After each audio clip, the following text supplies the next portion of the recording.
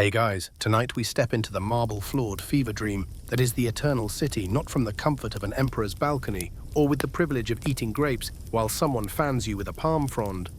No, you wake up a regular Roman citizen, and not even one of the respectable kinds. You're lower middle class at best, maybe with a distant cousin who once sold olives to someone vaguely important. Welcome to ancient Rome, circa the late Republic or early Empire, a time of grandeur, sure. But mostly if you're rich enough to own your own vomitorium. You would never think that courtroom drama could be a full-body sport until you've had to navigate Roman law, public toilets, and toga etiquette all before lunch. So, before you get comfortable, take a moment to like the video and subscribe, but only if you genuinely enjoy what I do here. And if you're still awake enough to comment, let me know where you're listening from and what time it is. Now, dim the lights. Maybe turn on a fan for that soft background hum. And let's ease into tonight's journey together. You're lying on a straw mattress that smells like last week's soup. And something is biting you, possibly a flea, possibly a very small rat with confidence issues. The sun hasn't even risen, but the alley outside is already awake. The fishmonger is shouting prices at invisible customers, and two people are fighting over who gets the water first, from a communal fountain that's currently blocked by a broken wagon. You're not exactly in the mood for diplomacy. The insula where you live is a 5-story wooden and brick sandwich packed with other citizens of equally low importance. The walls are thin enough to hear your neighbor's dreams. And the ceiling creaks with every movement of the people above. Some days it's comforting, like living in a big family. Other days, it's like sharing a cage with strangers who sweat louder than they speak. You stretch, and your back cracks like a poorly glued amphora. Your tunic is wrinkled, smudged, and smells like something that once was bread. You technically own a second tunic, but it was stolen last week while hanging on a public clothesline, along with your dignity and your favorite belt. You're due in court this morning to settle a debt. You borrowed a few denarii to pay for medicine when your cousin got food poisoning from a sausage that looked brave but expired. Spoiler, the sausage won. Now you owe a patrician family, which is like owing the mafia if the mafia wore sandals and gave inspirational speeches about civic duty. You've been summoned to the Basilica, a place where the marble is polished, the judges are half asleep, and the drama is so rich it could qualify for a patrician status of its own. There's just one problem, your toga. It's required in court. But the process of putting it on is a complex rite of humiliation. It's 14 feet of wool that you're supposed to drape over yourself in just the right way so that it says, "I respect the Republic, and not I got into a fight with a curtain and lost." You wrap it, unwrap it, wrap it again, and end up looking like a sad burrito with anxiety. Historians still argue whether Roman citizens actually managed these togas alone, or if friends were silently enlisted in the pre-dawn fabric wrestling. As you stumble out the door, ducking to avoid the laundry hanging above your head like a wet curtain of despair, you realize there's no going back. The courts await, the pigeons are watching, and your sandals are one cobblestone away from complete emotional breakdown. The streets of Rome are already bustling, if bustling means a chaotic opera performed by shouting vendors, angry donkeys, and one inexplicably naked flute player. You try to ignore the flute. It's 6 a.m., and you haven't had wine yet. On your way to court, you must first navigate the olfactory minefield that is the public latrine. Not to use it, no. That would be a luxury. You just have to walk past it. The air is thick with the scent of ammonia, spoiled fish, and hot cabbage, a scent so potent it could peel plaster off a villa wall. Toilets in Rome, you see, are both public utility and a spectator sport, lined up in rows like pews in the world's worst church. They offer no privacy, just conversation and shared shame. If you needed to go, you'd squat on a cold stone seat with a keyhole opening, hoping the person next to you doesn't strike up a conversation about tax rates while doing their business. The communal sponge on a stick, shared and rinsed in a flowing gutter of what was technically water, serves as toilet paper. Historians still argue whether Romans genuinely believed this method was sanitary, or if it was just an early version of social hazing. As you step around the overflowing gutter, a cart full of amphorae nearly runs you over. You apologize to the mule. The driver doesn't acknowledge your existence. You're not a patrician, after all, and here, in Rome, rank is everything even if you're both equally covered in street dust and regret. Finally, you arrive at the Basilica Julia. Columns rise like judgmental fingers pointing at your stained tunic. Inside, the air is slightly cooler, filtered through stone arches and the general aura of powerful people being bored. You enter the tribunal space, a cavernous room echoing with footsteps, coughs, and the occasional shout of objection, a word that means everything and nothing, depending on who's yelling it. You spot your creditor seated confidently, toga immaculate, flanked by two scribes who look like they enjoy ruining lives before breakfast. Your own legal representation is your neighbor's cousin, who once read Cicero aloud at a wine party and now thinks he's a lawyer. His breath still smells like olives and ambition. The hearing begins. Your opponent quotes from the 12 tables like a poet reciting insults. You attempt to defend yourself, stuttering through the legalese you memorized last night. The judge is an ex-magistrate who looks like he'd rather be watching gladiators wrestle pigs. He waves a hand, mumbles something about civic harmony, and fines you half a month's wages for wasting the court's time. Justice, like most Roman wine, is best served bitter. You exit the court with lighter pockets and heavier shame. Your friend the lawyer shrugs and says, "At least you didn't get flogged." Small victories. Outside, a boy is singing a song about Jupiter's enormous, well, let's say ego. Children grow up fast in Rome. You're starving. You spent your breakfast money on bribes for the court clerk to call your name sooner. The nearest thermopolium, a fast food stand of the ancient world, sells a greyish stew that smells like it has seen both the Republic and the Empire. You eat it anyway. Hunger has no pride.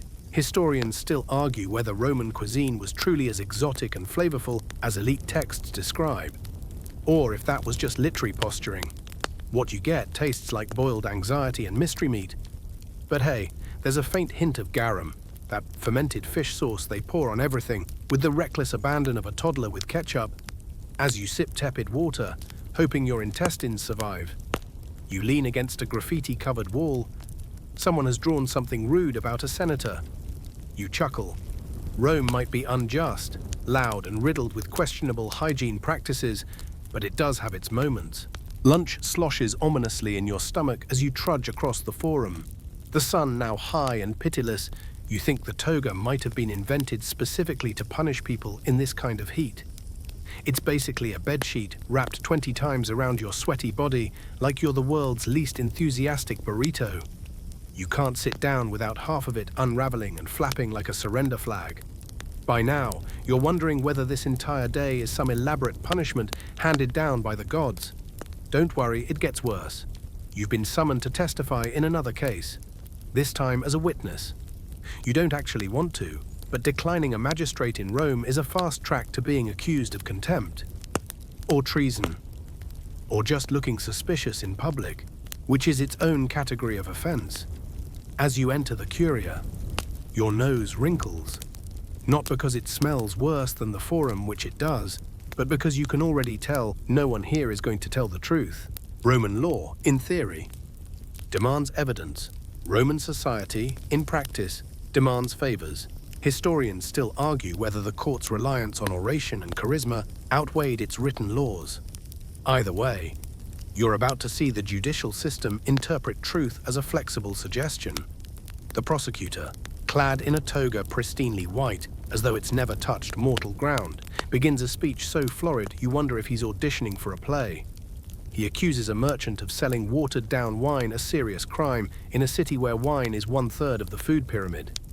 You're asked whether you've ever purchased said wine. You say yes. You're then asked if it tasted weaker than usual. You hesitate. The merchant stares at you like a man who knows where your mother lives. You lie. Of course, it was great wine. The best, so robust it probably could have reanimated a corpse. The magistrate smiles. Case dismissed. Justice is blind, but apparently has excellent hearing when coins change hands beneath the bench. Back on the street, your reward for lying under oath is getting caught in a civic parade. There's a donkey wearing a laurel wreath, a few statues of Mars on wheels, and a group of musicians banging cymbals like they're personally offended by silence. No one knows what the parade is for. No one cares. You clap anyway.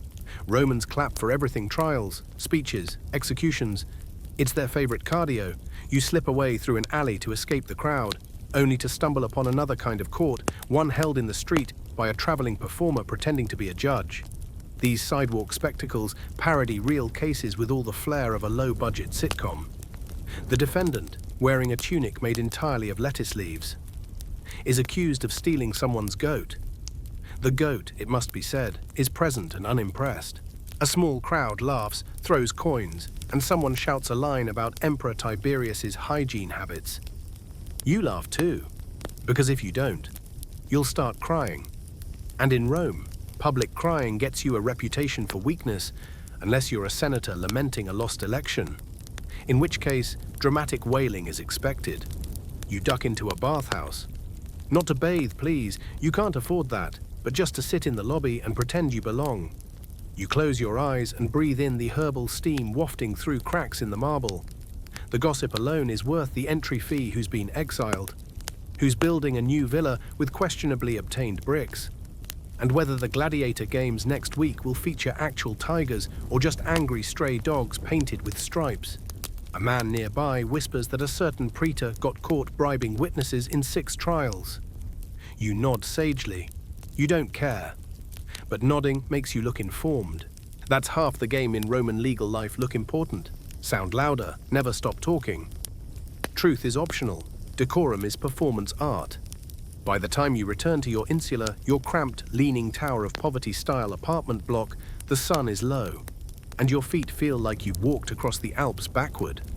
You climb 4 floors on stairs that creak with passive-aggressive menace. Your neighbor's dog growls at you for no reason. You growl back. He wins. You eat a dinner of lukewarm lentils and vinegar-drenched cabbage. The wine is slightly better than cough syrup, though that's not saying much. You lie on your straw-stuffed mattress, staring at the ceiling, and wonder if tomorrow's court appearance will involve more shouting or just another round of being politely crushed by bureaucracy. Either way, you'll go, because in ancient Rome, skipping court is almost worse than being dragged there. Morning again, or at least the version of it that involves being jolted awake by the sound of amphorae shattering in the market square downstairs. Your back aches from the stone-hard mattress, and your neck appears to have made some kind of political alliance with the pillow against the rest of your spine. You rise slowly, a bit like a reluctant tortoise. Your toga, which has not been washed in, let's be generous here, a long time, still smells faintly of roasted garum and legal anxiety. Outside, Rome's markets are in full sensory assault mode. Vendors shout, fish stink, and something in a nearby cage might be a chicken, or might be an ancient god testing your faith. You grab a chunk of bread, well, something called bread. It's so hard it could double as emergency weaponry. You dip it in watered-down olive oil and attempt to chew without cracking a molar. Historians still argue whether this bread was intentionally tough to last longer or just punishment baked into daily life. Breakfast done, which is really just your stomach filing a complaint. You head to your second job, because, surprise, your position at court doesn't pay enough. You're moonlighting as a legal scribe, which is basically shorthand for person who writes fast. Gets yelled at faster. You sit in a cramped corner of a domus owned by a senator with more scrolls than friends.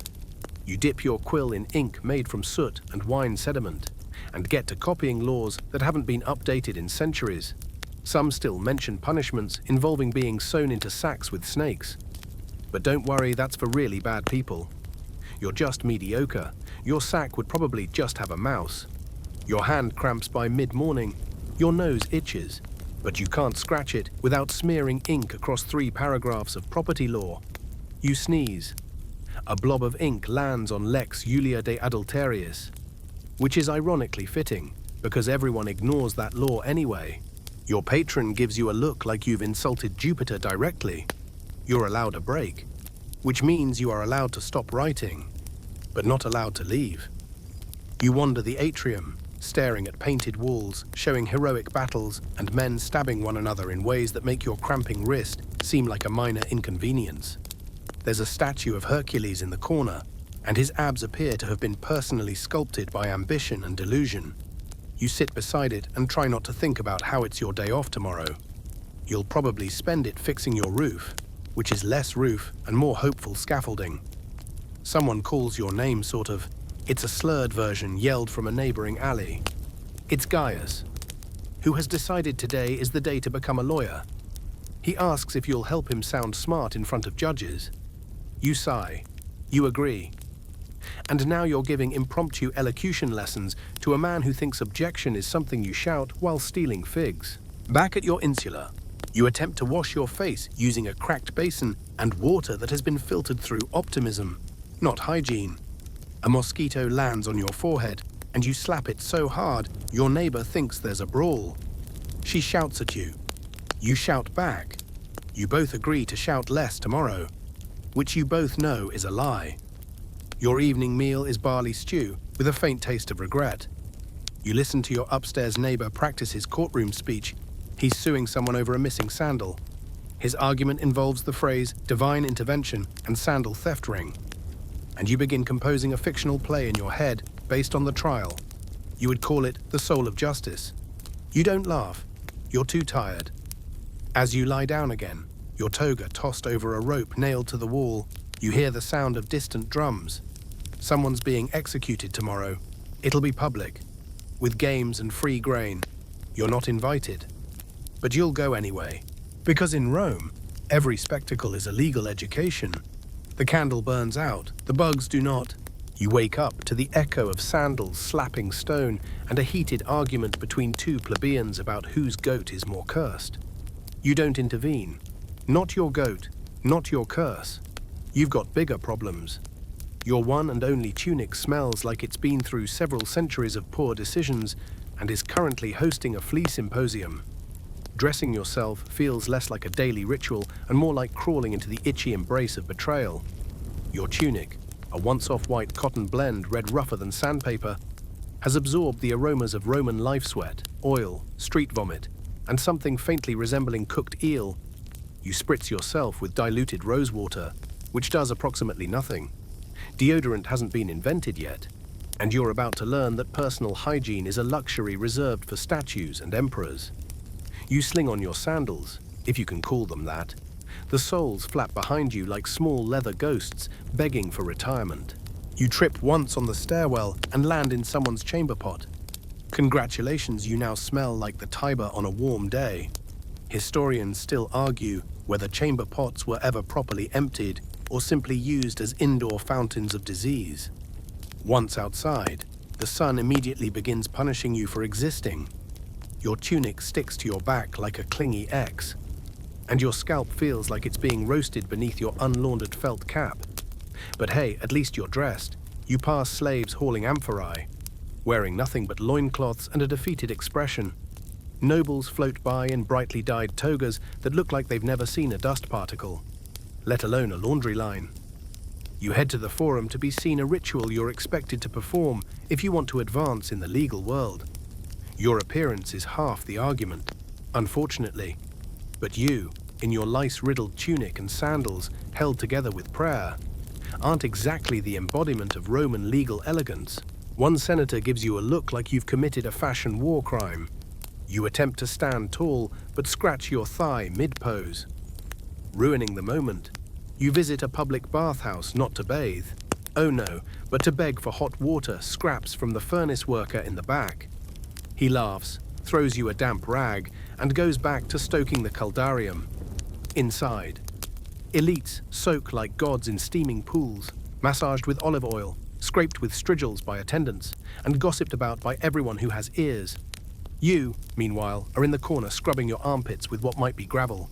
The floor is so slick with communal filth that you slip, recover, and pretend it was a dance move. No one buys it.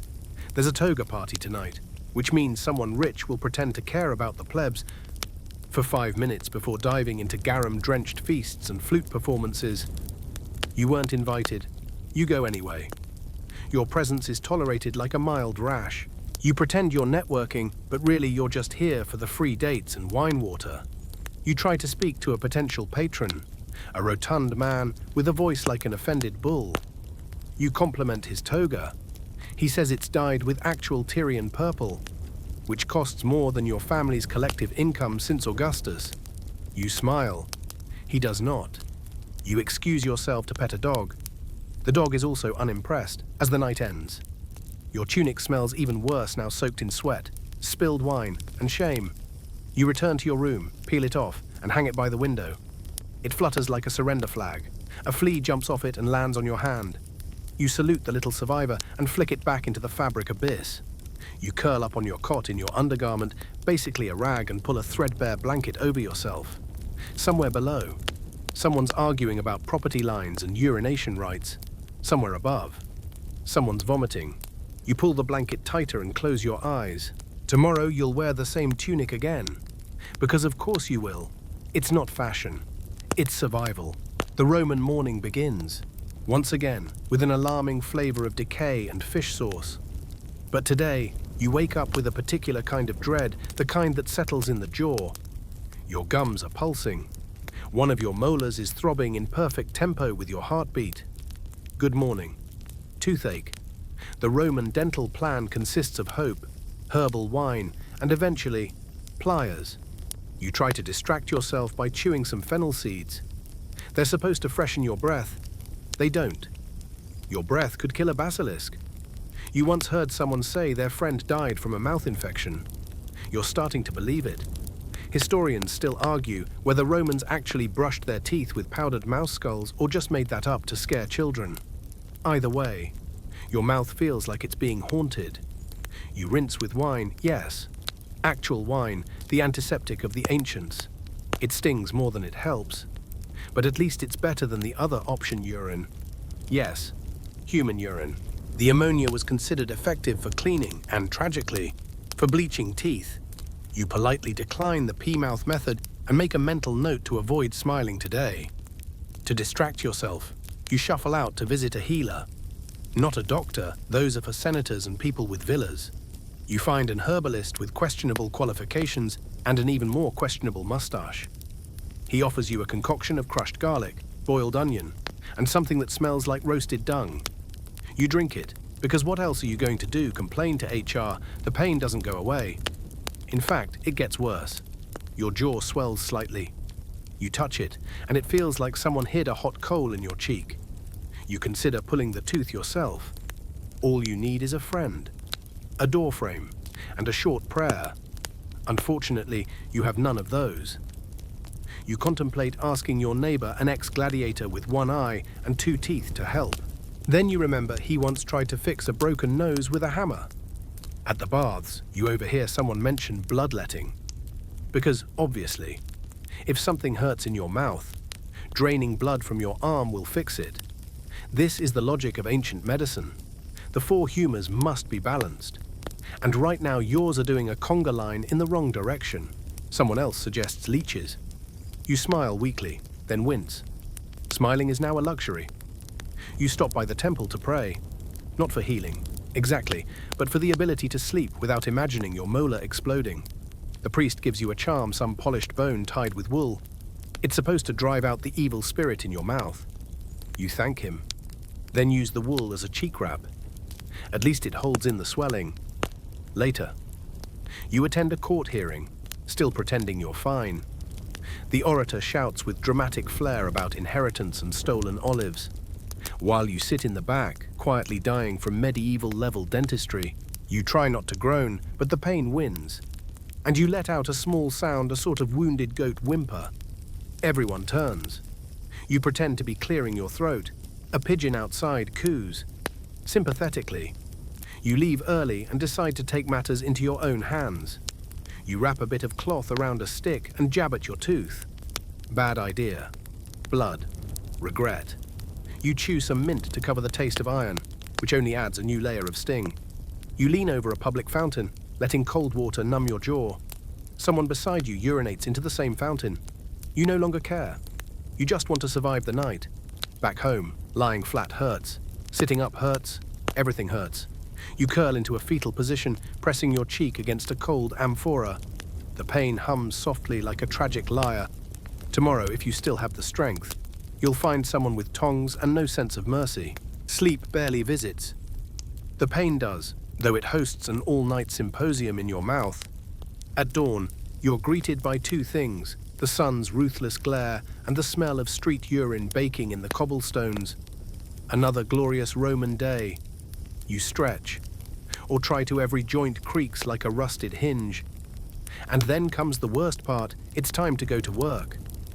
You are not a senator. You are not even remotely adjacent to a senator. You are a clerk's assistant's assistant, or whatever fancy title they gave the person who moves papyrus from point A to point B and occasionally scrubs ink from marble steps. Your career is like a staircase to nowhere, and every rung is slippery with olive oil. You trudge through the streets, dodging fruit peel, human waste, and something unidentifiable that might have once been a goat. The forum is bustling.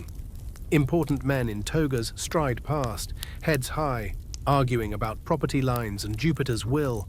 You duck through an alley, knowing full well that if someone robs you, you're supposed to shout civis romanus sum, but also knowing that no one's coming to help a guy carrying scrolls and back pain. Your workplace is a cramped corner of a public office, a single room with too many scrolls and too few windows. You sit on a stone bench, cold and stubborn as usual, and start copying legal drafts. The ink smells like vinegar and disappointment. Your hand cramps, your neck tightens. You wonder if Gaius the scribe ever escaped this fate. Probably not. He's been here since Tiberius. Today you're assigned to inventory tax forms for a district that hasn't existed in 10 years. But don't question orders. Bureaucracy is the only thing more eternal than Rome.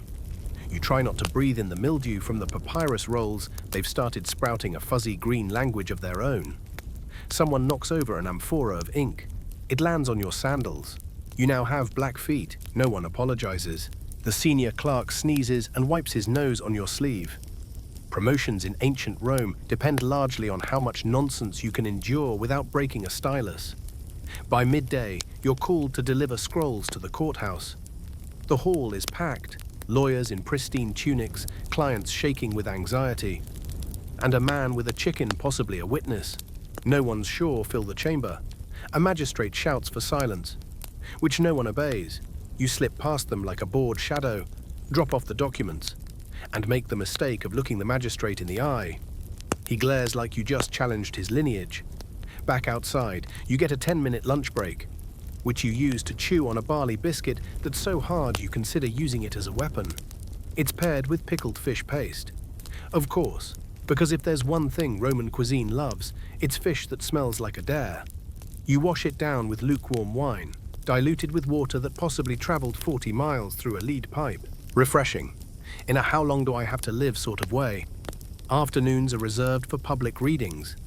You sit with a group of students listening to a philosopher debate whether virtue is inherent or cultivated, while secretly debating whether it's possible to fall asleep with your eyes open. The philosopher quotes Plato. You quote your stomach, grumbling. At sunset, you're back at the office, sweeping scroll fragments off the floor, watching rats play politics in the corner. The sky bleeds orange behind crumbling statues. You're finally dismissed. You limp home. The street performers are still juggling knives. The bread sellers are still pretending their loaves are edible, and the beggars now look slightly more energetic than you. You buy a handful of figs. One is moldy, one is hard, and one is already half eaten by a bird. A perfect metaphor for your life. At home, you collapse onto your mattress of straw and hope. You try not to breathe too deeply. The incense you lit earlier has somehow made the room smell worse. Your mouth still aches. Your back still groans. And tomorrow, you'll do it all again. Historians still argue whether lower-class Romans had upward mobility. You can confidently report if they did. They kept it well hidden, probably under the same pile of scrolls you've been hauling for years. You're woken just before sunrise by the sound of the city coughing. Rome doesn't wake up gracefully. It wheezes, burps, and grumbles its way to life. The carts begin to clatter over uneven cobblestones. Roosters argue across alleyways, and somewhere a dog is barking with the urgency of someone who truly believes he's part of the Senate. But today, you're not going to your usual post. Today, you've been summoned to the basilica, the grand civic center, because someone thought it would be a good idea for you to assist during a trial. Assist here meaning run errands while looking vaguely legal. You dress with the speed of someone who owns one tunic. The linen is stiff. And by stiff, we mean you could probably use it as a sled. You wipe yesterday's ink smudge from your cheek with a corner of said tunic and step out into a city already shimmering with heat. Even though the sun is still just peeking over the rooftops, the basilica looms. It's an architectural marvel, vaulted ceilings, stone columns, echo chambers so vast that a whispered insult in one corner might get someone stabbed in the other. But you're not here to admire the engineering. You're here to blend into the shadows and make sure the magistrate doesn't misplace his wax tablet. Inside, it's chaos, legal chaos, which is somehow worse than regular chaos. Two men are already arguing loudly about stolen goats. A third shouts that both goats were his. The clerk slams a stylus against the bench like it's a gavel, but nobody listens. You do what you're told, hand over the stylus, carry the scrolls, avoid eye contact with anyone wearing more jewelry than teeth. The actual trials are a performance. The accuser yells, the defendant cries, the crowd heckles. There's no jury, but public opinion fills the room like a fog. If you're wealthy, your case is a tragedy. If you're poor, your trial is a circus. And everyone's brought snacks. At some point, you're told to fetch a witness. You run down the street to find him. He's at the tavern. Naturally, and drag him back just in time for him to testify about something he didn't actually see. It's fine. No one cares. Trials in Rome are less about truth and more about drama. And everyone's here for the matinee. By midday, the heat has turned the basilica into a clay oven. You're sweating through your sandals. The stone walls trap every breath of summer air. And you're one wrongly timed fart away from historical disaster. Someone collapses, maybe from heat stroke, maybe from boredom. You're given a break. You sit in the courtyard fountain, not on the rim in it. Not because you're rebellious, but because it's the only cold thing in the city.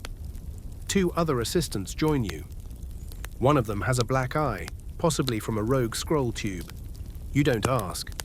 Later, you help transcribe the verdict's dull work. Unless you enjoy legal Latin and passive-aggressive commentary about debt. One guy is fined 3 denarii for insulting a statue. Another is sentenced to flogging for yelling "Hail Saturn" in front of a temple to Mars. You try not to laugh, but it's hard.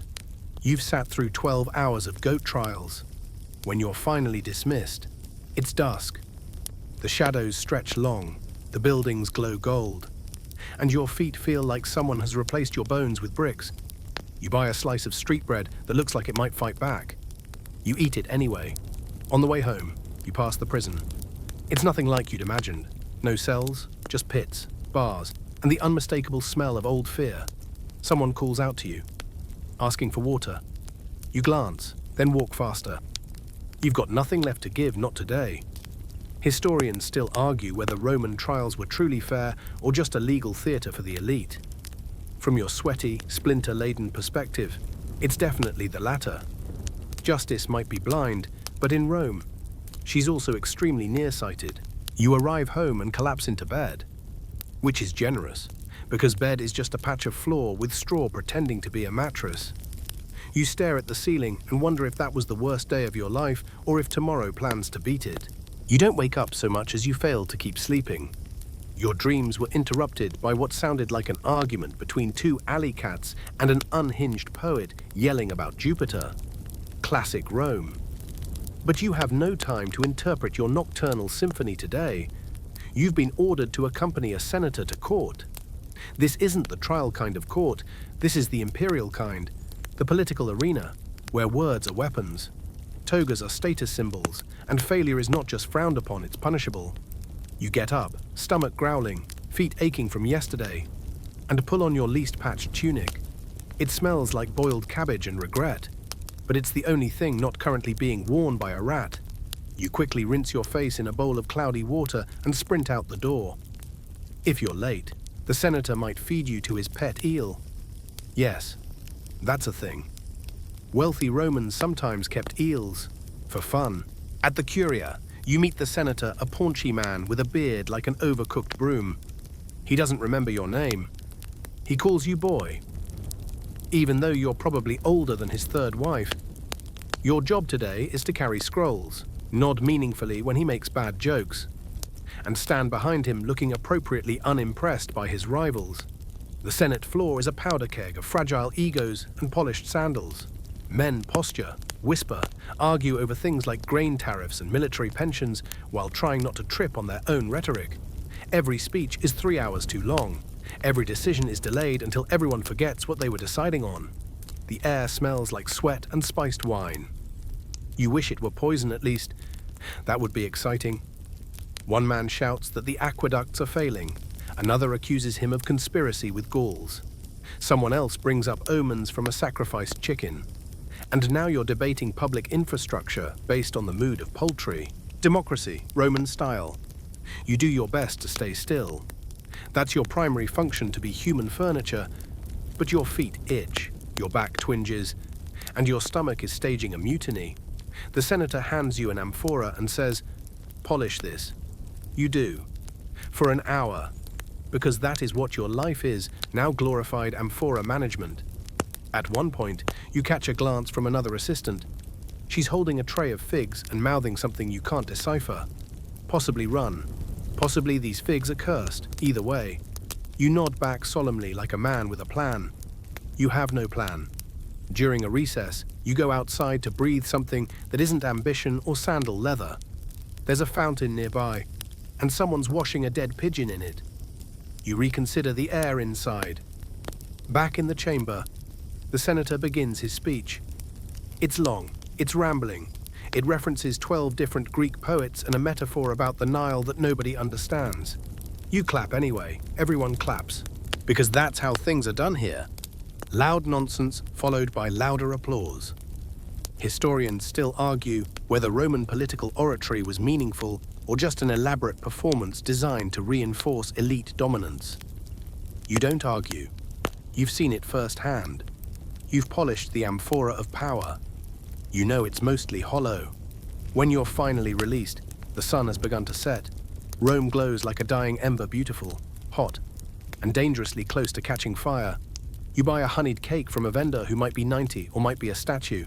It's stale. Of course. You walk home, the streets echoing with laughter, lies, and leaking sewage. Someone bumps into you and doesn't apologize. You don't even flinch anymore. You're numb.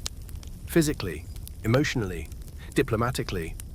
Back in your room, you lie on the straw and listen to the sounds of the city, a dog barking, a baby crying, a man singing off-key about Bacchus. The Roman Empire might be eternal, but your patience is not. Tomorrow, it starts all over again. Back to the glowing canals and echoing temples of Tenochtitlan, capital of the Aztec Empire, where a feathered serpent watches your every move and taxes come not just in coin, but in cacao beans, jaguar pelts, and occasionally, terrified humans. You're not a priest, nor a warrior. You are something even more feared, a tribute collector. Yes, a glorified traveling accountant with an eagle feather hat and the spiritual responsibility of making sure the gods don't get cranky. You'd never think that a career built on bean counting would involve quite this much risk of decapitation. So, before you get comfortable, take a moment to like the video and subscribe, but only if you genuinely enjoy what I do here. And hey, drop your location and local time in the comments. Let's see how far across the empire this dream reaches. Now, dim the lights. Maybe turn on a fan for that soft background hum. And let's ease into tonight's journey together. You wake on a woven reed mat, with your back aching and your legs already resenting the full day ahead.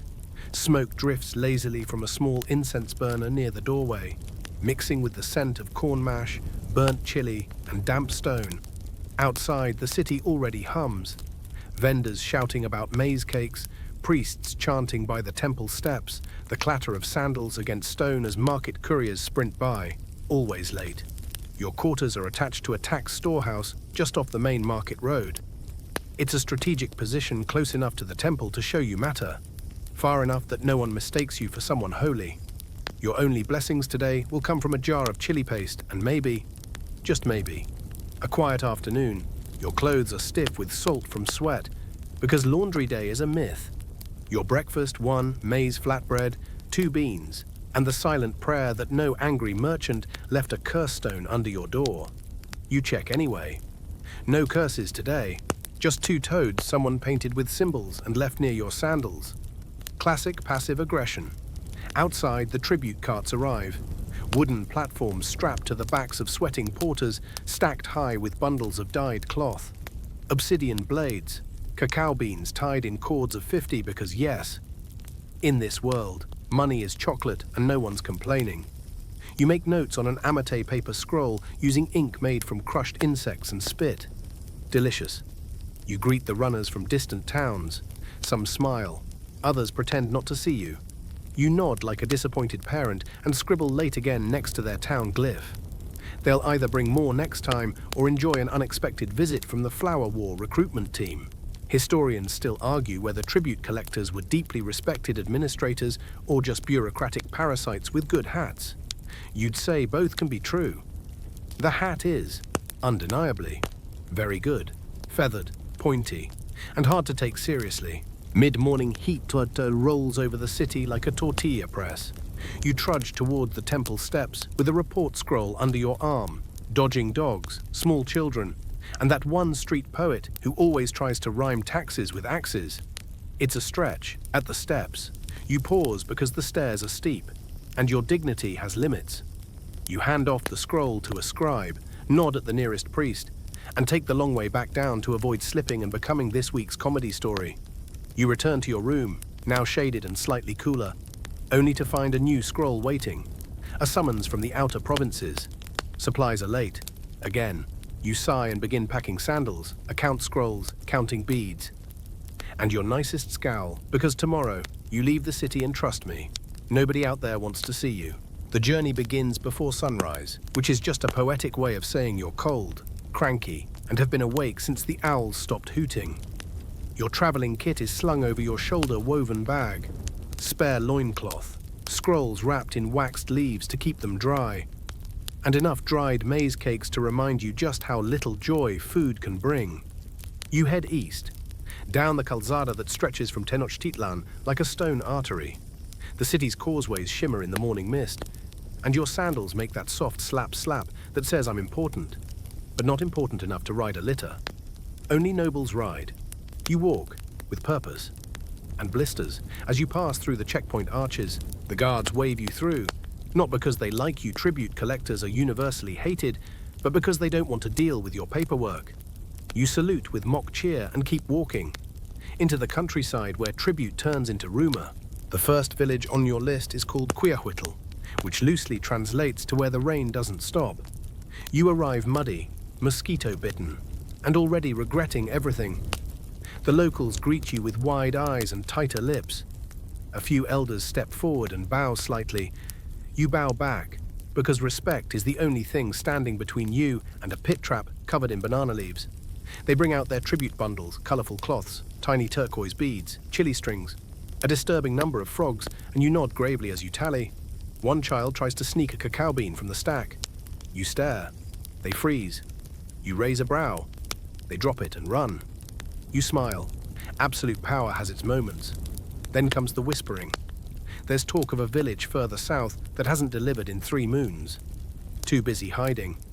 Someone says, "Too proud," says another. "Too dead," mutters a third. Historians still argue whether tribute resistance was common or exceptional. You don't care. What matters is if they're not paying. You're the one who gets blamed. You make a note and decide to head there next. That evening, you stay in the guest hut if hut means a thatched roof. 3 chickens, and a pile of itchy mats. You eat spicy stew with something vaguely amphibian in it and try not to think about your soft city cot. A local elder tries to impress you with stories of past sacrifices. You nod politely and wonder how many frogs you'd need to be sacrificed in your honor before your feet stopped hurting. Outside, the jungle hums. Mosquitoes chant their war songs. Somewhere, a jaguar coughs in the distance. You lie on your side, scratching at flea bites and watching the ceiling for falling spiders. This is what they meant by service to the empire. Before sleep takes you, you reach for your scrolls and begin tallying the village's offerings. You double-check your math because the gods don't accept oops as a valid excuse. And if they're not happy, neither is your boss. Also, fun fact in this part of the empire, the tribute quota includes flower garlands. No one's sure why. Historians still debate whether these were decorative, spiritual, or just the world's first HR-mandated morale boosters. Either way, you've got a sack of marigolds and a foot fungus to show for it. One of them smells nice. Morning arrives, not with the chirping of birds, but with the damp realization that something has definitely crawled into your sandal overnight. You shake it loose and try to remember if millipedes are considered sacred. Probably not. Either way, you're up, stretching muscles that feel like they've been tenderized for cooking. Today's mission is risky, the tribute-avoiding village. It's said to be friendly on the surface and knife-sharp underneath. The kind of place that offers you cactus fruit with one hand and hides obsidian in the other. You make your way there with wary optimism, and by that, we mean you walk faster and keep your knife closer. The jungle thickens. You pass abandoned fields, half-built shrines, and a suspiciously overturned canoe. It's quiet, too quiet, which of course is a phrase that always means you're about to walk into trouble. By the time you arrive, the sun is directly overhead, and your sweat has soaked through every layer of your cotton tunic, proof that ancient dry fit was just damp fabric and positive thinking. A few villagers peer at you from their reed homes, and a lone child waves before being yanked backward by an anxious adult. Charming.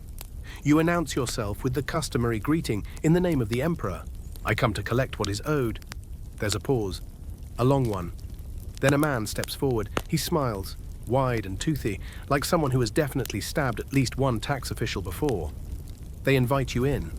What follows is a diplomatic chess game made out of roasted maize, polite lies and vague threats. You sip their pulque, the fermented agave drink that tastes like what regret smells like, and smile through your fourth cup. You mention missed quotas. They mention droughts. You nod at their empty granaries. They nod at your dagger, eventually. A compromise is reached. They'll deliver half the expected tribute, now dried peppers, copper discs, ceremonial paper, and send the rest soon. You record this with ink and a very skeptical eyebrow. Historians still argue whether tribute deals like this were acts of negotiation or low-key rebellion. You're pretty sure it's both. After all, rebellion is just negotiation without eye contact. As the sun lowers, they offer you a place to rest. You decline, politely but firmly. You've seen enough horror stories to know how this ends a scorpion in your tunic. Or worse, a ritual invitation that turns into a one-way ticket to the underworld. You leave with your pack slightly heavier, your pride slightly dented, and your bladder very full. Because, of course, there are no latrines, just the vast jungle, full of leaves that may or may not cause rashes, and snakes that definitely cause panic. The Aztecs were hygienic by ancient standards, which means they bathed often, usually in rivers filled with fish, mud, and your own anxiety. But as a tribute collector, you've had to master the art of the strategic squat, far from sacred, and always a gamble. There's even a scroll back home about proper outdoor relief etiquette: face the sun, dig a shallow hole, and for the love of Quetzalcoatl, don't look down too fast. It's called the Codex of Regret. Probably. And by nightfall, you make camp just outside the next town. You hang your tribute bag from a branch to avoid ants. Then you lie down, blade close, mind racing, belly churning, and realize something horrifying. You forgot to ask if the dried peppers were counted in bulk or bundles, which means you'll have to go back tomorrow. Morning arrives, not with the chirping of birds, but with the damp realization that something has definitely crawled into your sandal overnight. You shake it loose and try to remember if millipedes are considered sacred. Probably not. Either way, you're up, stretching muscles that feel like they've been tenderized for cooking. Today's mission is risky, the tribute-avoiding village. It's said to be friendly on the surface and knife-sharp underneath. The kind of place that offers you cactus fruit with one hand and hides obsidian in the other. You make your way there with wary optimism, and by that, we mean you walk faster and keep your knife closer. The jungle thickens. You pass abandoned fields, half-built shrines, and a suspiciously overturned canoe. It's quiet, too quiet, which of course is a phrase that always means you're about to walk into trouble. By the time you arrive, The sun is directly overhead, and your sweat has soaked through every layer of your cotton tunic, proof that ancient dry fit was just damp fabric and positive thinking. A few villagers peer at you from their reed homes, and a lone child waves before being yanked backward by an anxious adult. Charming. You announce yourself with the customary greeting, "In the name of the Emperor, I come to collect what is owed." There's a pause, a long one. Then a man steps forward. He smiles, wide and toothy, like someone who has definitely stabbed at least one tax official before. They invite you in. What follows is a diplomatic chess game made out of roasted maize, polite lies and vague threats. You sip their pulque, the fermented agave drink that tastes like what regret smells like, and smile through your fourth cup. You mention missed quotas. They mention droughts. You nod at their empty granaries. They nod at your dagger, eventually. A compromise is reached. They'll deliver half the expected tribute, now dried peppers, copper discs, ceremonial paper, and send the rest soon. You record this with ink and a very skeptical eyebrow. Historians still argue whether tribute deals like this were acts of negotiation or low-key rebellion. You're pretty sure it's both. After all, rebellion is just negotiation without eye contact. As the sun lowers, they offer you a place to rest. You decline, politely but firmly. You've seen enough horror stories to know how this ends a scorpion in your tunic. Or worse, a ritual invitation that turns into a one-way ticket to the underworld. You leave with your pack slightly heavier, your pride slightly dented, and your bladder very full. Because, of course, there are no latrines, just the vast jungle, full of leaves that may or may not cause rashes, and snakes that definitely cause panic. The Aztecs were hygienic by ancient standards, which means they bathed often, usually in rivers filled with fish, mud, and your own anxiety. But as a tribute collector, you've had to master the art of the strategic squat, far from sacred, and always a gamble. There's even a scroll back home about proper outdoor relief etiquette: face the sun, dig a shallow hole, and for the love of Quetzalcoatl, don't look down too fast. It's called the Codex of Regret.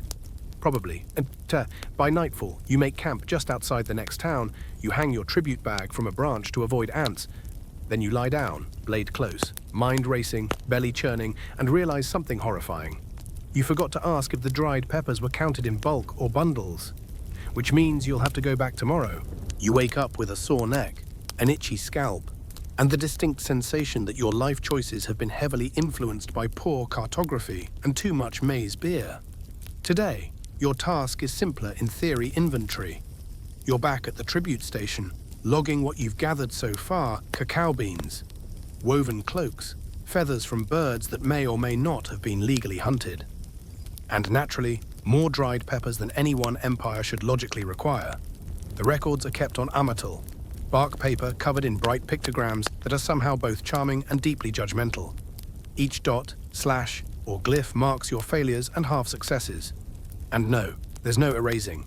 Your superior, an elderly man whose eyebrows could house entire wasp colonies, reviews your scroll with all the warmth of a rain-soaked jaguar. He grunts, that's all. A single grunt, but it echoes through your bones like a death sentence. Then he points to a missing item: 2 obsidian blades from a mountainous village 5 valleys away. It's your job to collect them, and you'd better do it before the next moon cycle, or the gods won't be the only ones thirsting for blood.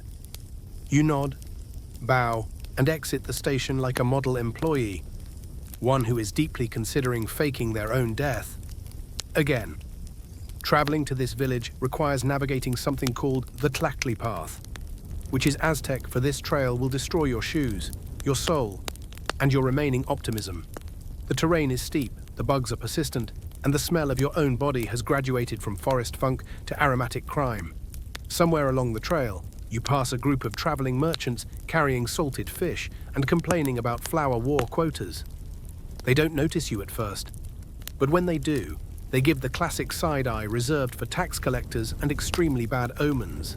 You nod politely and pretend you're just a lost farmer with a clipboard. Scholars still debate whether tribute collectors were seen as civil servants or necessary parasites. Judging by the merchant's expressions, you're leaning heavily toward parasite with a clipboard. You reach the village by sunset. It's smaller than you expected. 1 temple, One square and about 40 huts perched like sleepy lizards on the hillside. The locals are gathered for what appears to be a ceremony involving dancers, conch shell music, and someone wearing more feathers than a hallucinating parrot. You wait respectfully until the rituals finish. Then approach the elder. He greets you with the weary smile of someone who knows how this story usually ends with paperwork. You present your tribute request. He listens, nods, then gestures to 2 obsidian blades tied neatly in reed bundles. No fuss, no haggling. Just one condition: you have to eat with them first. You agree, because that's the rule. Refuse hospitality, and suddenly you're the rude outsider who gets offered to the temple gods as a midweek snack. The meal consists of maize dumplings, squash stew, and a delicacy called Aksaya cattle lake flies rolled into crunchy wafers. You chew slowly, trying to decide whether this is delicious or just deeply alarming. Either way, it's protein, and your hosts are watching, so you smile like a well-fed hostage. As night falls, you are offered a sleeping mat and a view of the stars. You decline again politely. As always, and retreat to your travel blanket. You roll up your cloak as a pillow, place the obsidian bundles under your arm, and whisper a short prayer to every god you can remember. The stars are cold tonight, and the wind carries something strange, an almost musical sound, like bone flutes on the breeze. You tell yourself it's just ceremonial echoes. You don't sleep well. The next morning begins with the usual blend of stiff joints, regret, and a mild hangover from ceremonial beverages that tasted suspiciously like fermented cactus and embarrassment. You wash your face in a trickling stream, which may or may not be part of the village's sacred irrigation system either way. It's cold, and you now feel awake enough to make bad decisions with full awareness. You head back toward the capital, navigating the same thorny, ankle-mocking Tlactli trail with your obsidian blades carefully strapped inside your travel pouch. But about halfway through the jungle foothills, you hear the thing every tribute collector dreads more than paperwork: footsteps behind you, and not the casual late-for-market footsteps. These have rhythm, intention, malice. You don't run, not yet. Running is what guilty people do, and you're only guilty of existing in a tax-heavy empire. But you do quicken your pace just enough to appear suspicious. A voice calls out in Nahuatl. You freeze. 3 men step from the trees. They're not bandits, technically. They wear military paint flower war participants on leave. Maybe, but they're also not smiling, which is always a bad sign in a culture where smiling often precedes sacrifice. They demand to inspect your satchel. You oblige, because refusing would put you on the short list for impromptu bloodletting. They see the obsidian blades. One of them whistles. One of them nods. And the third, the tall one with the jaguar pelt sash, simply mutters something you don't catch before slapping you on the back like an old friend, except his hand stays there a bit too long, like a warning wrapped in camaraderie. They let you go, but now they know who you are. Historically, tribute collectors weren't armed. You're a civil agent, not a warrior. Some scholars argue the Aztec Empire's tribute routes were among the most efficiently dangerous roads in history. Others suggest tribute collectors were protected by ritual status alone, which is comforting in theory, and useless in a forest full of economically frustrated warriors. You walk faster. By dusk, you've made it to a market town, a blessed stretch of mud brick stalls, flickering torches, and the smell of tamales you're too afraid to trust. You check into a resting hut by bribing a teenager with a half-rotted cacao pod and your last clean tunic. In return, you get a cot stuffed with hay and a communal mosquito net woven from regrets. That night, you dream of obsidian blades morphing into serpents, slithering through your hands and whispering about quotas. The next morning, you arrive back at the tribute station. You're early, which means there's still a line of other collectors, each looking like a survivor of a slightly different disaster. One is missing a sandal. One has bite marks on their collarbone. One is weeping openly over a spilled jar of chili paste. You place your goods meticulously documented, dusted, and rewrapped onto the stone counter. The overseer grunts again, but this time it sounds mildly approving. He nods. You almost cry. But instead, you take your next assignment: rare feathers from high-altitude birds Raised in the temples of a mountain province. Easy.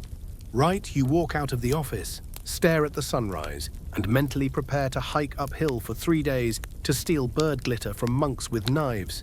Somewhere in the distance, a drumbeat starts, another flower war skirmish. Maybe, or just a festival. It's always hard to tell here. You climb, and then you climb some more because in the Aztec world, high-status birds didn't live in cozy coops near town. No, they lived on sacred mountaintops, tended by monks who may or may not consider your visit a spiritual insult. 3 days of uphill hiking through terrain, best described as ankle resentment. And you arrive at a monastery, clinging to the cliff like it lost a bet with gravity. You're not just here to collect feathers, you're here to request sacred offerings from men who spend most of their time fasting and praying to gods with skull-themed hobbies. A robed priest meets you at the stone gate. He smells like incense, fermented corn, and passive aggression. You bow, he doesn't. Instead, he asks if your hands are clean. You say yes. Though one finger is bandaged from a cactus-related accident, you'd rather not explain. He gestures toward the aviary, and you step into a room of color so radiant you actually gasp quietly. Because this is a sacred site and you're already on thin spiritual ice. Birds of paradise, quetzals, trogons, each one fluttering through filtered light like living jewelry. You show your tribute slip. The monk nods once and disappears for 30 minutes, during which time you must sit cross-legged on cold stone and reflect on your many flaws. He returns with precisely 3 feathers. 3. For a week's journey and diplomatic peril. You get a handful of plumage, barely enough to decorate a salad. You smile and say thank you. He says nothing, closes the aviary gate, and vanishes again. Historians still argue whether the monk orders in these regions were genuinely cooperative with the tribute system or merely tolerated it under duress. Either way, you get the feeling you're more tolerated than welcomed. As you leave the mountaintop, a bird squawks above your head. You look up too late. It drops a sacred blessing right onto your shoulder. You whisper something not entirely appropriate in Nahuatl. The hike back is harder. Your legs ache. Your sandals are falling apart, and you've resorted to wrapping the left one with twine borrowed from a hut you may or may not have permission to use. You sleep in a hollow tree one night, waking up with an ant parade auditioning across your arm like you're a new route on their map. When you return to the tribute station filthy, sunburnt, and emotionally dehydrated, you once again present your find. This time, the overseer doesn't grunt. He just looks at the feathers, then at you. You call this a delivery, he mutters. You stammer about scarcity, ritual delay, spiritual taxes, and the monk's refusal to part with more. He doesn't blink. He scribbles something on a bark scroll and points to a large box labeled pending review. Your feathers go in there. You go back to your cot. Fun fact, tribute collectors didn't get pensions, medical care, or even job security. You were expected to succeed, and if you didn't, someone else would simply pick up your satchel and hope for better odds. That night, you lie awake staring at the ceiling of woven reeds. You wonder if it's worth it. The power, the proximity to empire, the chance to survive one more moon cycle without being turned into decorative bone. You decide it is. Barely. You dream of maize, not a poetic dream, just fields of maize growing, then vanishing, then reappearing as paperwork. Because now you're not hiking, you're auditing. Tribute isn't all feathers and jade beads. Sometimes it's 42 sacks of dried amaranth. Sometimes it's 10 clay pots filled with honey. Or your current burden, 8 live armadillos stuffed into a woven crate like a spiky, slow-moving surprise party. And somehow, you're the one responsible if any of them escape. You trudge through the Southern Valley, balancing a clipboard of tribute tallies and trying not to think about how many tax collectors throughout history have been quietly stabbed behind granaries. Fun fact, in the Aztec Empire, local village officials were held accountable if they underpaid the central government in tribute. But guess who got blamed first when something went missing on the road? You. Even though you didn't miscount the ducks. Even though you had nothing to do with that accidental fire in the pepper storage hut last week. You're still the one who gets called into the stone office with a torch-lit ceiling and asked, very calmly, whether you respect the emperor's bookkeeping system. You say yes, You say it every time, like a prayer, like a spell, because the alternative is re-education, which is less about learning and more about sitting in a hole until you remember how to obey. Back to the armadillos, you finally reach the capital outskirts, where a checkpoint guard with a jaguar pelt shoulder cape gives your cart a skeptical once-over. He doesn't like your handwriting, or your sandals, or possibly your entire face. You offer him a strip of dried meat. He accepts it without blinking, tears off a bite, and waves you through. Bribery, no. Of course not. This is bonding through informal gratuity, and historians still argue whether it was officially tolerated or just so common nobody dared call it out. Past the gates, the tribute warehouses stretch like stone mountains, dry storage for grain, wet storage for fish sauce, cold storage for corpses, though that's more temple adjacent. You steer your rattling cart to the correct bay. A man in a feathered headdress signs your docket and begins inspecting each item with all the enthusiasm of someone checking expiration dates on spoiled milk. 3 armadillos are acceptable. 2 are clearly underweight. 1 bites him. You offer an apology written on palm fiber. He throws it into a basket labeled unacceptable. Your performance review is going to include phrases like inconsistent lizard management. Eventually, you're dismissed and allowed to return to your lodging, a shared room in a government dormitory, decorated with motivational carvings like Serve and Survive and The God's Watch. Even your lunch break, you eat dinner maize cakes, lukewarm beans, and a few bits of roasted ant that you didn't order but aren't picky enough to decline. You sleep on a mat so thin your bones file complaints to your cartilage. And tomorrow, you'll do it all again. Different village, different offering, different wildly unpredictable livestock. You wonder if it's all worth it. Then you remember you're not the one being sacrificed at the pyramid. At least, not yet. The rain starts at midnight, of course it does, because you forgot to re-wax your cloak. And this isn't gentle, poetic rain. This is Aztec monsoon season, a category of water event best described as nature's attempt to turn the entire empire into soup. You wake up damp, cold, and mildly annoyed that your room has transformed into an indoor pond. The thatch roof above you does its best impression of a sieve. Every few seconds, a large drop splashes directly onto your forehead. You tell yourself this is just the god's way of saying good morning. Loudly and repeatedly, you wring out your tunic and head out, squelching down streets now indistinguishable from irrigation canals. The sky is grey-green. Frogs are staging a celebratory concert. And your job today, walking, just walking, for 8 hours, through 20 leagues of flooded jungle paths, up winding hills, past steaming cornfields, and into cloud-choked villages where nobody speaks your dialect and everyone thinks your clipboard is some kind of punishment tool. And it is, just not for them. The Aztec climate is famously inconsistent. Dry season dust, storms that exfoliate your soul. Wet season, soaking feet, trench rot, and the constant background music of buzzing mosquitoes trying to inhale you whole. There's no sweet spot, no this weather is lovely, only degrees of soggy despair. The worst part, your sandals. Made of thick leather and optimism, they used to have straps. Now they mostly resemble damp string lashed to flattened squash. They squish with every step, releasing the scent of ancient maize and regret. You slip, you swear internally, of course the gods are listening. You continue, somewhere along the trail. A mudslide blocks your route. You're forced to detour through what used to be a ceremonial garden, but now appears to be a community pool for snakes. You apologize to one. It doesn't seem impressed. By mid-morning, the sun shows up like an angry overseer. The rain halts. Steam rises from every surface like ghosts leaving the earth. Your clothing dries into a crisp crust. You feel like a tortilla left too long on a hot rock.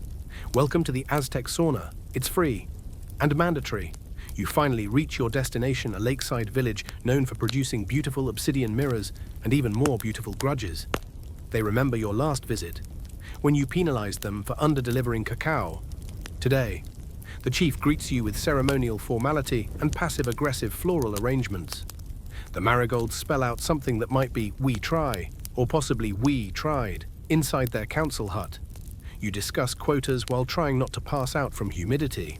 They offer you fermented maize drink, which tastes like old fruit arguing with vinegar.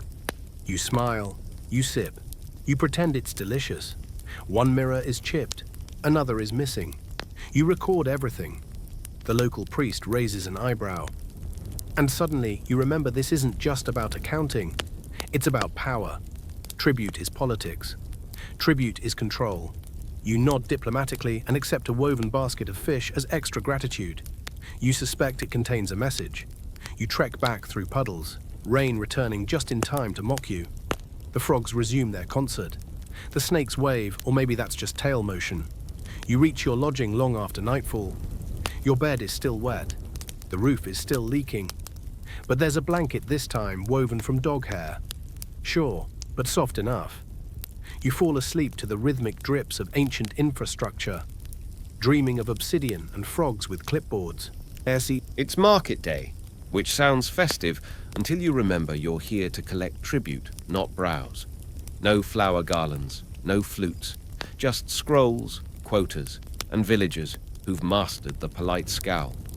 You start at dawn, or what passes for it. Thanks to the thick mountain fog, everything looks like it's been smudged by a careless painter. The ground is slick, and your legs ache from the 2-day journey to this particular outpost. The moment you arrive, the elders gather, their expressions the ceremonial blend of hospitality and resentment. Today's expected tribute: jade fragments, cacao beans, and feathers. Always feathers. Your ledger says 500 quetzal feathers, but you'd settle for 300 that aren't stuck together with sap and chicken drool. They present the items in bundles, unwrapping them like sacred gifts. The jade is chipped. The cacao smells suspiciously fermented. The feathers are mostly turkey. You raise an eyebrow. The village priest raises both. One of you will win this quiet battle of facial muscles. Eventually, he blinks. You diplomatically suggest a revised delivery schedule, which is tribute collector code for "you better fix this before my boss notices." They nod, but you see the weariness. These are subsistence farmers and artisans, not miracle workers. The empire demands luxury, but the land gives only what it gives. As you log each item, you're joined by a scribe, young, overly enthusiastic, and alarmingly interested in your handwriting style. He copies every mark you make, whispering the names of villages under his breath like incantations. He offers to carry your satchel. You let him, not out of generosity, but because your spine is currently attempting a coup. Midday, a dancer passes through the market square, part of a local ritual, apparently. She's dressed in painted reeds and shell jewelry, her steps matching the beat of a 2-tone drum. You pause, letting the moment wash over you. For a few minutes, you're not a bureaucrat. You're a witness to something beautiful. Then someone tries to bribe you with fish jerky, and the magic is gone. By late afternoon, your satchel is bursting with recorded complaints, not goods. Your cloak smells like roasted maize and mild defeat. You say your farewells with all the grace of a mildly sarcastic statue and begin the long trek back to the capital. The flower wars loom on the horizon. You hear whispers. New captives needed, quotas increasing, priests sharpening knives. Tribute isn't just about things anymore. It's about people, blood, theater. You're collecting more than goods now. You're feeding a machine. As you pass a field of amaranth waving in the wind, you think of your mother, who once told you that even the gods get bored. Maybe that's why they invented tax collectors. Night falls. Stars scatter across the sky like spilled salt. You reach your resting place, a reed mat under a wooden overhang, barely sheltered from the wind. The scribe hums a lullaby nearby. His voice is soft, out of tune, but oddly comforting. You close your eyes. The tribute is tallied. The feathers are half real. The cacao is moldy.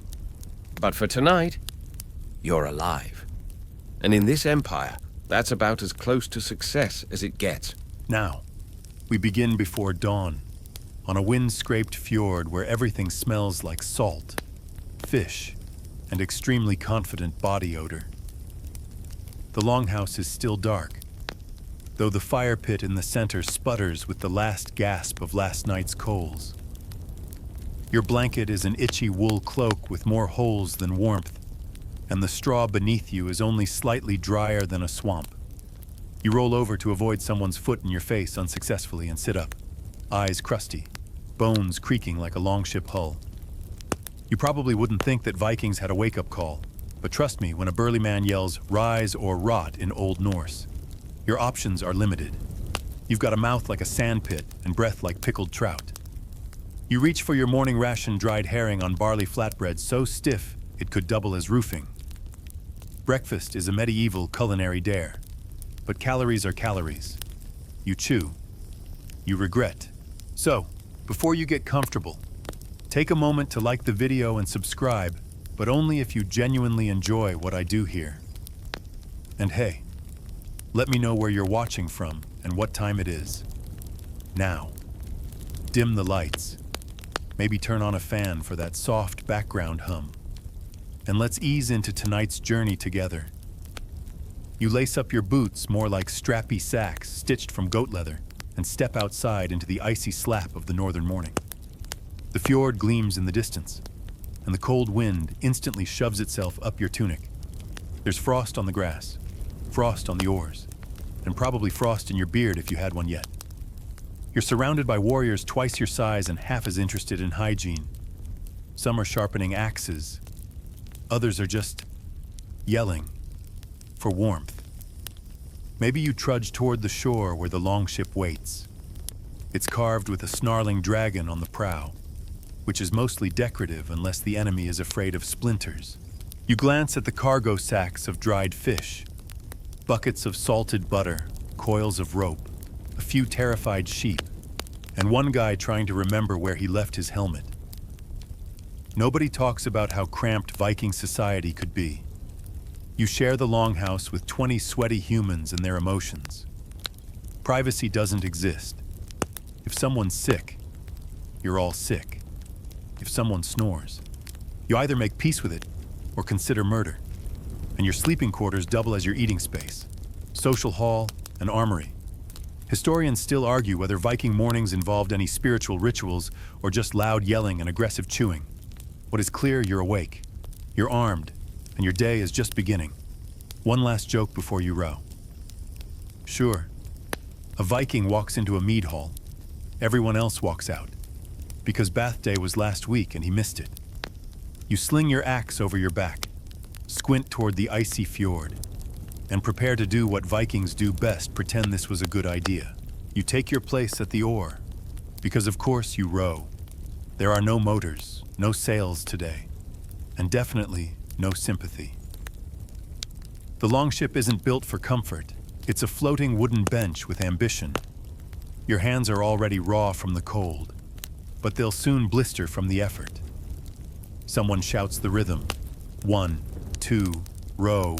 1, 2, regret. Every pull sends your lower back into full rebellion. Your thighs are burning, your arms aching, and your mind is running a quiet internal monologue of existential questions like, why do we raid places that are uphill? And how many fish can one person eat before going insane? Rowing is the least glamorous part of Viking life. Which says something, considering everything smells like fermented goat and despair. Still, it's essential. Without this unrelenting cardio session, you don't reach the monastery, the village, or the unfortunate coastal farmstead that's about to learn what Viking hospitality really means. Mainstream fact, Viking longships were marvels of engineering, sleek, fast, and terrifying from a distance. Up close, though, they're damp, noisy, and full of men who treat soap as suspicious sorcery. Scholars still argue whether crews rotated oarsmen to rest, or if they simply embraced suffering as a lifestyle. You glance at the guy next to you. He's missing 2 fingers and still rows like he's late for Ragnarok. A woman across from you wears a helmet that's definitely decorative. It wobbles every time she pulls the oar. You admire the commitment. You pass a flask of mead, technically hydration. Realistically, it's fermented courage and liquid bad decisions. The smell alone could strip paint. But you drink, It numbs the pain, the cold, and the knowledge that you'll be doing this for hours, possibly days. Time has no meaning on the water. Only rowing, only splinters. And yes, someone did bring a goat. It bleats at random intervals, like a very confused war horn. You're not sure if it's food, a mascot, or the designated entertainment. At this point, it's the most relatable crew member on board. To lighten the mood, one of the rowers starts a chant. It's loud, off-key, and possibly about potatoes. You join in because Viking culture values unity, noise, and the ability to pretend you're not slowly losing feeling in your butt. Eventually, someone spots land. It's a blur on the horizon, and your heart lurches. Not from fear yet, but from the hope that you might get to stand up soon, that you might get to stretch your legs or, dare you dream, walk like a biped again. Of course, this is just the prelude. You haven't even landed yet, but hey, you've survived the rowing part. Sort of. At least you haven't fallen overboard, which is more than you can say for the guy 3 benches back, who now has to dog paddle while yelling curses in Old Norse. You pull harder. The shore is getting closer. So is your next bad decision. You've made landfall, which sounds heroic until you realize landfall means leaping out of a longship directly into knee-deep mud, slipping on seaweed, and getting slapped in the face by the oar you just dropped. Congratulations. You've stormed a beach like a Viking and twisted your ankle like a toddler chasing a duck. Your reward, immediate logistics. The glorious pillaging will have to wait because first, you get to unload cargo, mostly barrels of fish, crates of dried meat, and why not 1 live pig, currently escaping into the trees. You chase it. You fail. The pig wins. Now comes the reconnaissance. You and a handful of other very tired, very damp warriors creep uphill through brush that has never been cleared, trimmed, or even apologized for. It's the ancient version of parkour, but with more thorns and fewer applause breaks. You are sneaking, allegedly, but your knees are cracking so loudly that birds evacuate ahead of you. The target, a small monastery rumored to contain silver, manuscripts, and probably some poor soul trying to finish a hymn. You crouch in the underbrush, staring at hand-chiseled stone walls that probably took 50 years and several fingers to build. Inside, monks are chanting, peacefully, blissfully unaware they're about to meet the least polite breakfast guests in history. Mainstream historical fact, Viking raids on monasteries like the infamous 793 Lindisfarne raid were partly because monasteries were wealthy, isolated, and had 0 armed guards, soft targets with shiny stuff and no plan B. Perfect. And here's a quirky tidbit: some monks tried to hide their treasures by baking small silver relics into loaves of bread. You now regard all bread with suspicion, as both nutrition and currency. You await the signal, a low grunt, or maybe a goat bleat. Hard to tell anymore. Either way, you charge, hollering at full volume. Because surprise is great, but fear is even better. The monks scatter like pigeons, robes flapping, candles crashing. You skid on the smooth stone floor and immediately lose all dignity. Again. There is no choreography to Viking raiding. It's mostly shouting, slipping, and hoping no one notices your sword is upside down. You manage to grab a few things: a small chest, a brass cup, a bundle of weird-smelling herbs. Someone else finds a large decorative cross and immediately uses it as a back-scratcher. Very spiritual, somewhere during the chaos. You realize you're technically looting a library. You're holding a scroll. It's in Latin. You can't read Latin. You sneeze on it and put it back. Respectful-ish. Historians still argue whether these raids were organized state policy or just freelance havoc. Either way, your job isn't to understand the cultural nuance. Your job is to get the pig, the cup, and the herbs back to the ship without tripping over your own axe.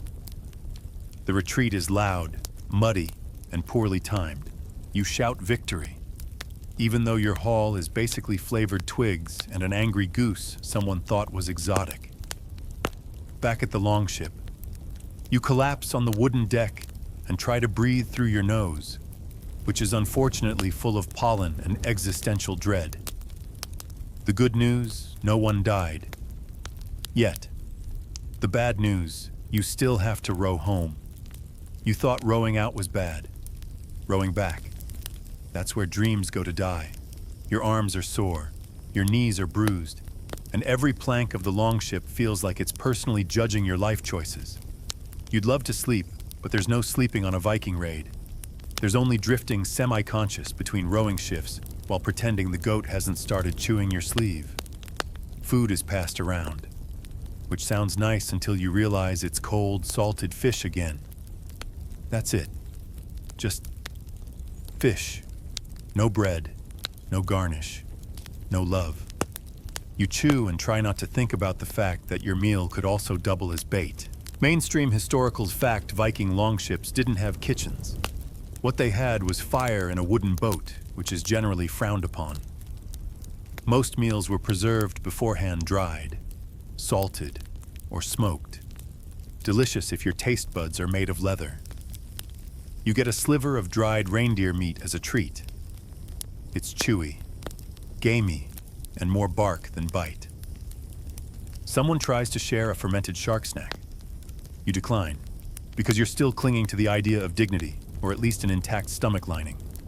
Fermented shark smells like someone buried socks in vinegar and waited a year. The mead goes around again. Not because it pairs well with fish, nothing does, but because morale is low and the sky is darker than your prospects. You drink, cough, and question why ancient hydration was always synonymous with mild poisoning. As you drift along the coastline, the weather decides to audition for a horror film. Clouds swell, waves grow teeth, and the ship rocks like a seesaw run by gremlins. Rain starts cold, uninvited and immediate. Your fur cloak soaked, your boots swamps, your mood, maritime misery. Quirky tidbit, some Viking sailors wore iron amulets shaped like Thor's hammer during storms, hoping divine protection extended to bad sailing decisions. You grab yours like it's a life vest. It's not. Historians still argue whether Viking navigation was truly advanced, or if they just relied on blind confidence and luck. You're leaning toward luck, given the number of times you've almost hit a rock, or a whale, or a floating barrel that might be a ghost. You're too tired to care. Someone starts singing again. You join, not because it's tuneful, but because screaming sea shanties at the void is the only way to feel human out here. Your voice cracks. You blame the salt air. No one believes you. Eventually, the storm passes like a bad mood. The sea calms. The goat lies down. You see the outline of familiar cliffs ahead. Home, if you can call a smoky village full of shouting men and suspicious broth home. But right now, it sounds perfect. You pull your cloak tighter and let your muscles tremble. You've survived the raid, the loot, the leftovers, and the logistics. You are wet, exhausted, and emotionally compromised but alive. And in Viking terms, that's practically a spa day, back on land. Your legs do this charming thing where they forget how to work. After days of rowing and slipping on seaweed, solid ground feels suspicious. You wobble like a baby moose and try to look proud while stepping directly into a puddle that smells like old cheese and regret. You trudge up the dirt path toward the village with your loot slung across your back. The pig didn't make it. The herbs were mostly weeds. The cross was confiscated by someone with more seniority and a shinier beard. So now you're hauling a wooden spoon and half a bag of stolen oats. Viking retirement plans, strong bones, and low expectations. Mainstream historical fact, Viking raids were often communal enterprises. The loot went to the chieftain first, who then redistributed it after. Of course, taking the best bits. You get a cracked comb and someone's second-hand bronze clasp. Economically thrilling. You're welcomed with the local version of applause, grunts of acknowledgement, and a lukewarm bowl of barley soup. It tastes like sadness and thick water. You eat it anyway. Hunger is the greatest seasoning. Now comes the part no one mentions in the heroic saga's debrief and damage control. Your cloak is moldy. Your boots are shredded. Your shoulder smells like fish and betrayal. You try to wash up at the communal stream, but discover it's already full of laundry, goats, and what might be a dead eel. Quirky tidbit: Vikings believed cleanliness was a sign of self-respect and often bathed once a week. Compared to medieval Europe, that's practically obsessive. But bath meant sitting in a lukewarm wooden tub while everyone gossiped about your elbows. You scrub with a piece of rough cloth and what might be soap or just sand. Historians still argue whether Viking soap was made from lye or simply lies. Either way, your skin now feels exfoliated to the bone, once scrubbed and soup-fed. You collapse into your sleeping space, a straw pile tucked between two crates of dried fish and a ceiling beam with a grudge. No pillow, no blanket. Just a vague sense that you might have a splinter in your ear. Nighttime in the village is its own adventure. Someone's child is crying. A dog is snoring like it's possessed. The wind keeps slapping the thatched roof with rhythmic disdain. You pull your cloak tighter and try to sleep, but your brain insists on replaying every moment of the raid in high-definition stress. Remember the scroll you sneezed on? You do now. You close your eyes. Your body aches. Your nose is sunburnt. But deep down, beneath the bruises, splinters, and fish-scented dreams, you feel something suspiciously like pride. You raided, you returned, and you only lost one boot in the process. You're still not entirely sure what was in that soup. You don't get to rest long. The next morning starts with the sound of someone yelling about pigs again, only this time. They've escaped, or been stolen, or, in a stroke of cosmic comedy, perhaps both. Either way, the sun isn't even up yet, and you're being summoned by a woman with enough authority in her voice to make Thor flinch, because you were on the raid. The village assumes you're now an expert on everything. Repairing the roof, ask the raider. Gathering firewood, raider job. Mediating an argument over who owns a chicken. Congratulations, you're a feathered diplomat now. The hero's welcome is basically unpaid labor with extra chores.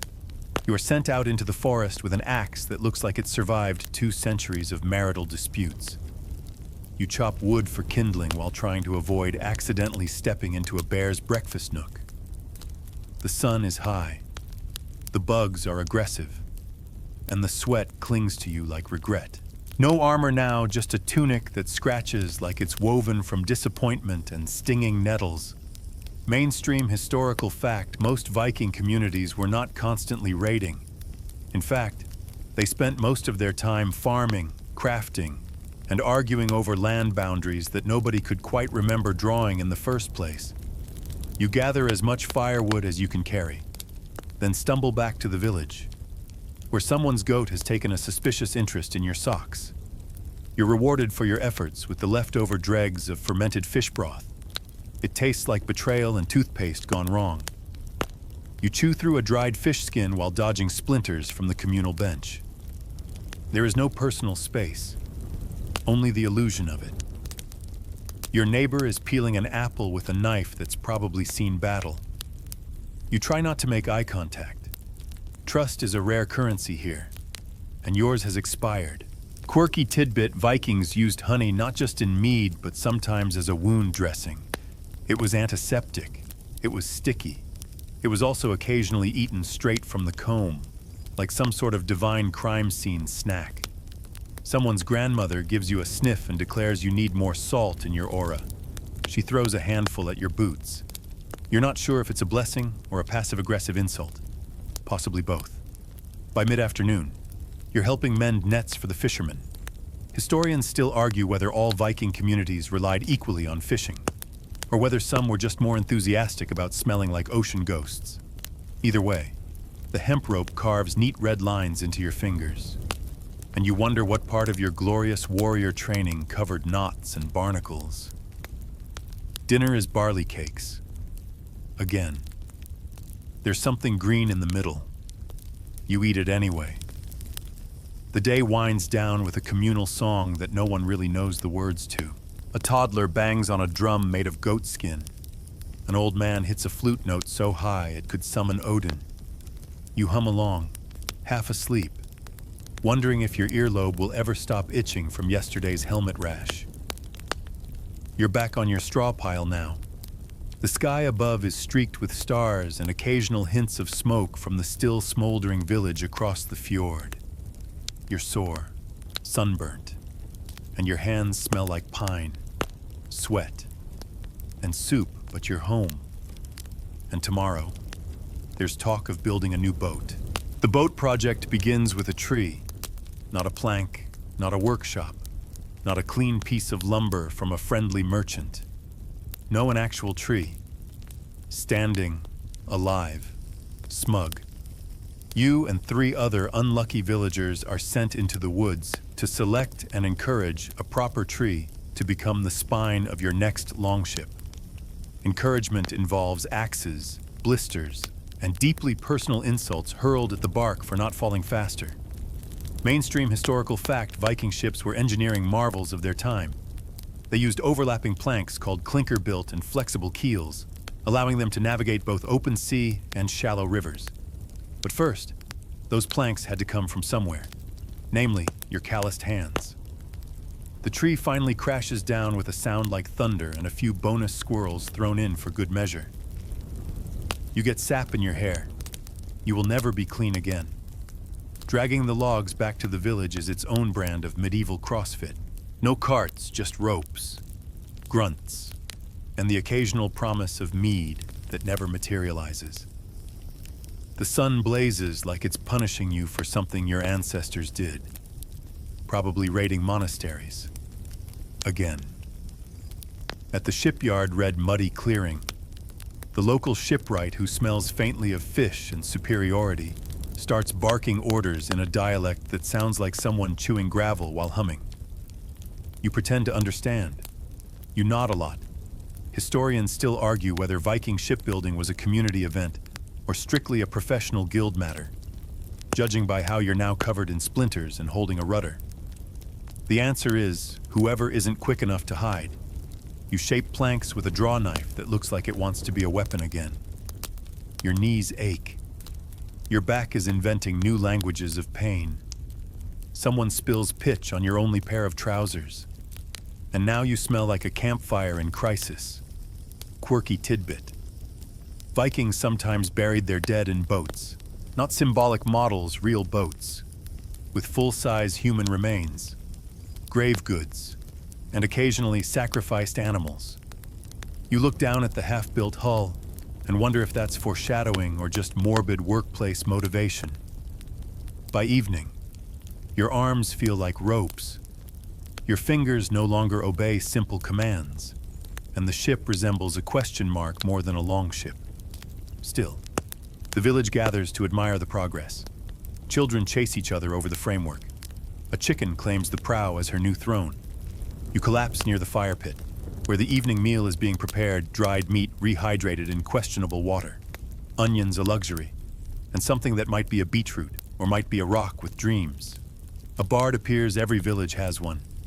His stories are long, poetic, and contain at least 3 decapitations, all delivered in the same sleepy tone you're using right now.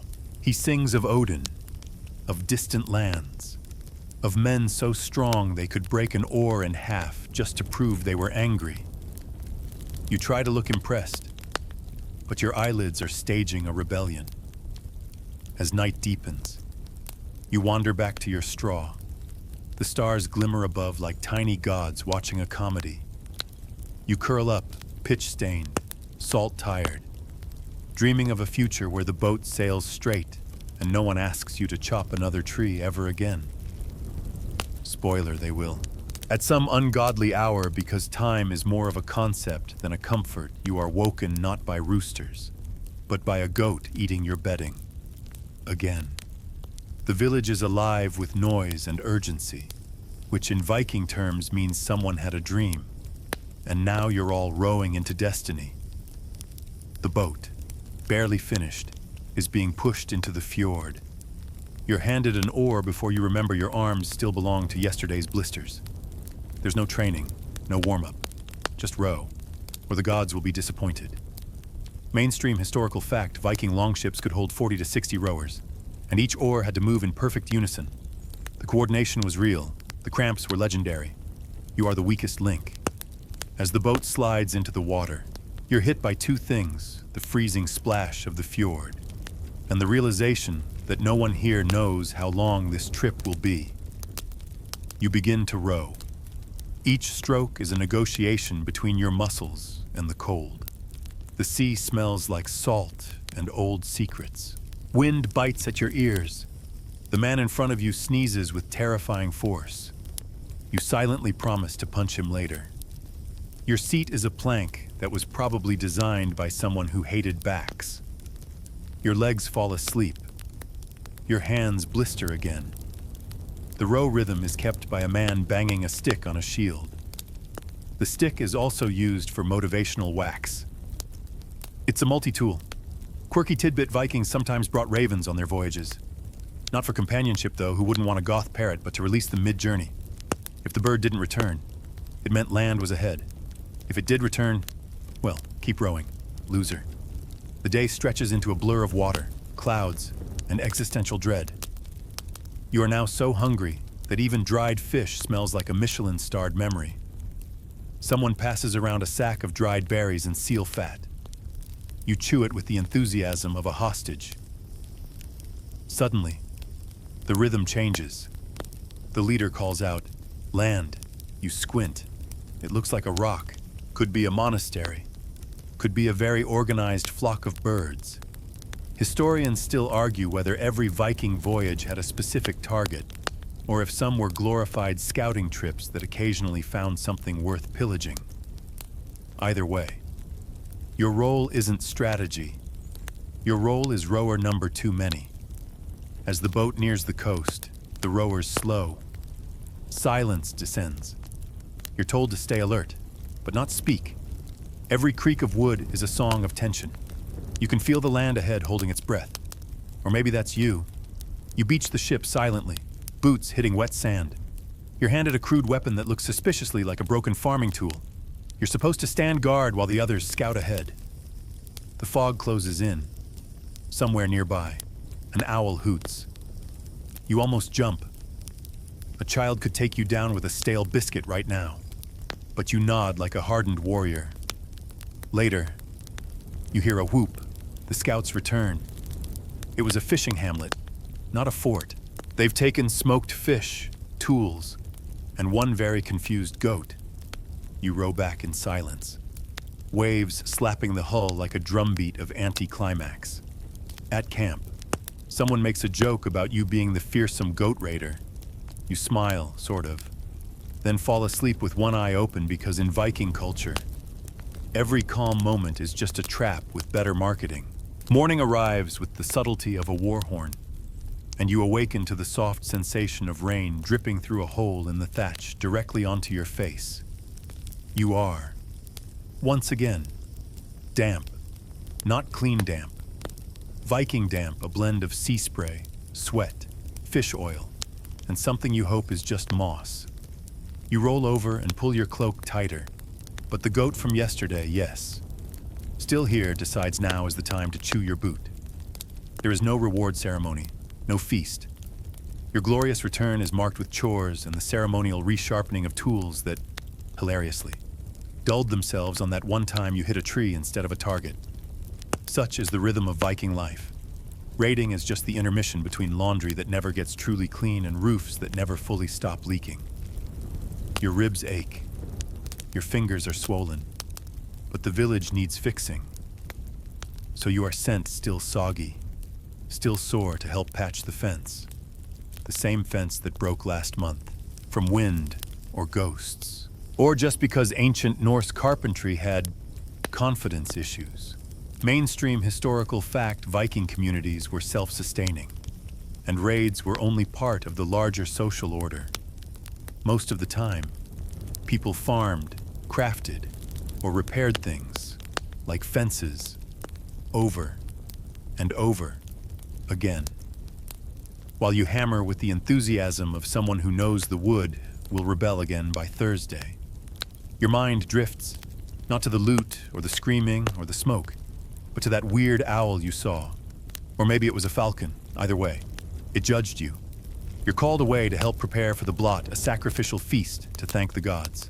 You're not important enough to actually offer anything, but you do get to stir the stew.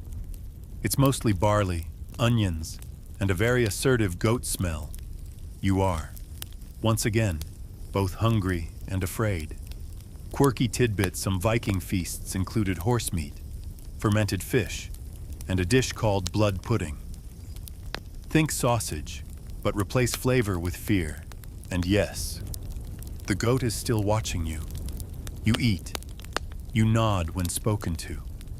You drink something that tastes like regret in a wooden cup. You try to laugh at the jokes about the goat. And for a second, just one, you're almost warm.